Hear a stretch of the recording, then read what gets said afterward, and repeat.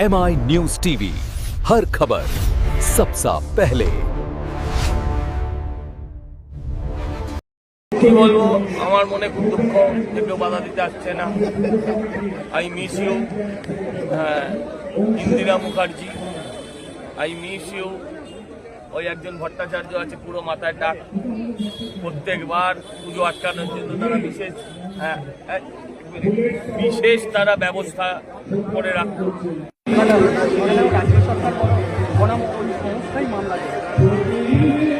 ওই লিপসান বাউন্সার মানে অভিষেক ব্যানার্জি এক হ্যাঁ, এটা তো বহু পুরনো তত্ত্ব, এটার মধ্যে নতুনত্ব কি আছে? এটা তো বহু পুরনো তত্ত্ব। লিপসান বাউন্সের মালিক যে অভিষেক, এটা আমরা আগেও জানি।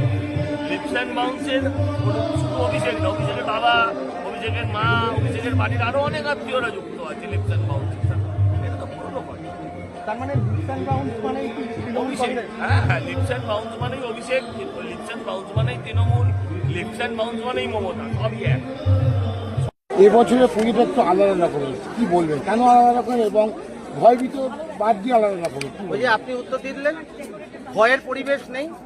বাংলায় দুর্গা পুজো করতে পেরে বা যে কোনো পুজো করতে গেলে যে ভয়ের পরিবেশ থাকতো, কোথাও গিয়ে স্কুলে সরস্বতী পুজো করতে দিচ্ছিল না, কোথাও গিয়ে ইউনিভার্সিটির সামনে কলেজের সামনে সরস্বতী পুজো করতে দিচ্ছে, এই পরিবেশ তো আর নেই। পুজো হবে, পুজোটাই প্রধান।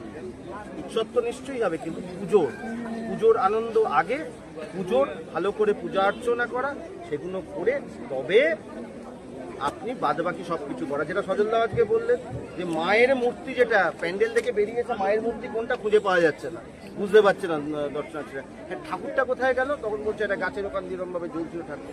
পুজোটা পুজোর মতো হোক, প্যান্ডেলের মতো সুন্দর করে হোক, যত রকম আর্ট ওয়ার্ক করা যায় তাতে নিশ্চয়ই করা উচিত। ভালো তো, সেটা একটা শিল্প, নিশ্চয়ই করা উচিত। তাহলে কি আমরা একত্রাত্ম রাজ থেকে কি উদ্ধার করেছি?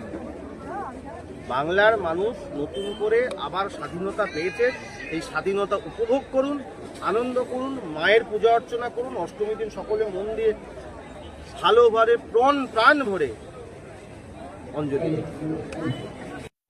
বিগত বছরের তুলনায় এবছর কি কি আলাদা করবো?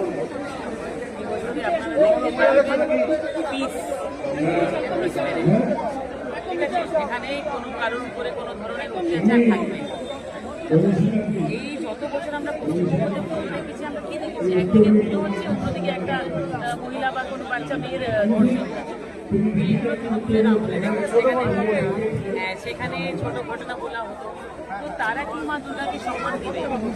যারা আমরা বাচ্চা মেয়েদেরকেই মা দুর্গা বলি, মা দুর্গার রূপ বলি, যদি তাদের সম্মান না দিতে পারতেন, ওরা পুজোকে আর কি সম্মান করতেন? এইগুলো জিনিসটা আপনারা এবারে দেখুন।